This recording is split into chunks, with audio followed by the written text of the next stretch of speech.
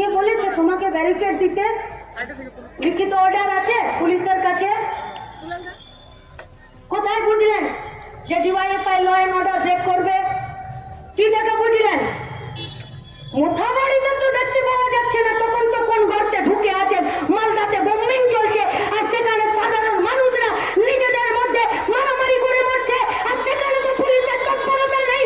আরে যারা লোকের দোকানে আগুন দেয় তাদের একটাই পরিচয়, তারা গুন্ডা, তারা কেউ হিন্দু নয়, কেউ মুসলমান নয়। হিন্দুরা বলেনি মুসলমানদের দোকানে আগুন লাগাতে, আর মুসলমানরা বলেনি হিন্দুদের গলা কেটে দিতে, বলছে কিছু গুন্ডারা, আর সেই গুন্ডাদের পকেট ভরাই রাজ্যের সরকার, দেশের সরকার, আর তাবেদারি করে ছাতা নিয়ে দাঁড়িয়ে থাকে পুলিশ।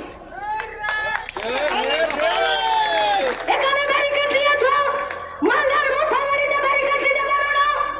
কালিয়াগঞ্জে ব্যারিকেড দেওয়ার সময় কোন সাপের গর্তে ঢুকে গেছিলে?